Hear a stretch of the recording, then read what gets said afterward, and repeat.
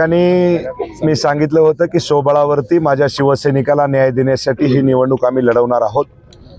मैत्रीपूर्ण लढत लढवायची, कुणावरही टीका टिप्पणी करायची नाही, आनंदामध्ये गुणागोविंदामध्ये हसून खेळून या ठिकाणी आम्ही मैत्रीपूर्ण लढवण्याचं ठरवलेलं आहे।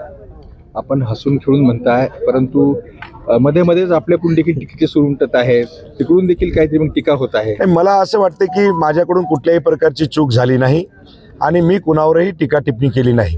की मी जर टीका टिप्पणी करत असेल आणि कुणाला जर ते लागत असेल तर मला वाटते की तो पर्याय संतोष बांगर नाही। शेवटचे 2 दिवस उरले तर तरीही समोरून जे आहे ते उमेदवारी अर्ज दाखल नाही। मला असं वाटते की आमच्या सोबत त्यांनी यावं, आम्हाला खो द्यावा आणि त्यांना सोबत घेऊन आम्ही काम करू। विरोधकांनी की महायुतीमध्ये असलेल्या मित्रपक्षांनी, विरोधकांनी जे कोणी असतील त्यांनी सगळ्यांना सोबत घेऊन काम करू देणार ठेवा। जर शहराचा विकास करायचा असेल तर एकटा संतोष बांगर किंवा एकटा आर पाटील करू शकत नाही। सर्वसामान्यांना सोबत घेऊन, सर्व नेते मंडळींना सोबत घेऊन काम करूया आणि या शहराचा विकास करूया। तुम्ही खोद्या म्हणताय, विरोधक असो का माहितीतले असो, खोद्या आणि सोबत या म्हणताय, आणि हिंगोलीमध्ये अशी चर्चा आहे की एक बडा नेता येत आहे, काय आहे? एक ध्यानात ठेवा, कुणाचं प्रेम कुणावरती असतं आणि ते जर म्हणत असतील की आम्ही तुमच्याकडे येतो, तुमचं काम चांगलं आहे आणि या महाराष्ट्राचं नेतृत्व आदरणीय एकनाथभाई शिंदेच्या कामावरती या महाराष्ट्रातली जनता खुश आहे। सर्वांनाच वाटते की नेता असावा तर एकनाथभाई शिंदेसारखा।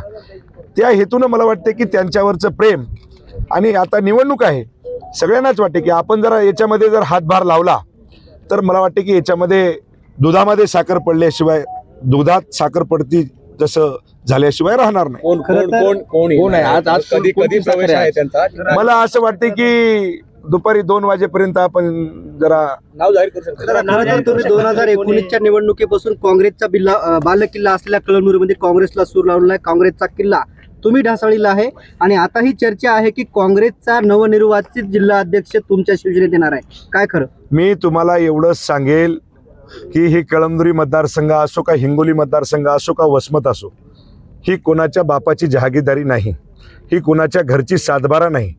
या ठिकाणी चांगलं काम करत असाल तर ही मायबाप जनता तुम्हाला तळहातावरच्या फोडावर सारखं वागवत असते।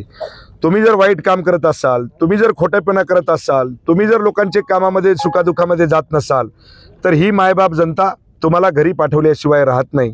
राहिला विषय काँग्रेसचा, जी उरलेली कोणी राष्ट्रवादी आहे, जे काही पक्ष आहेत त्याच्यातले काही नेते जर आमच्याकडे येत असतील तर मला वाटते की त्यांचं स्वागत या ठिकाणी शिवसेनेमध्ये आम्ही करणारच आहोत।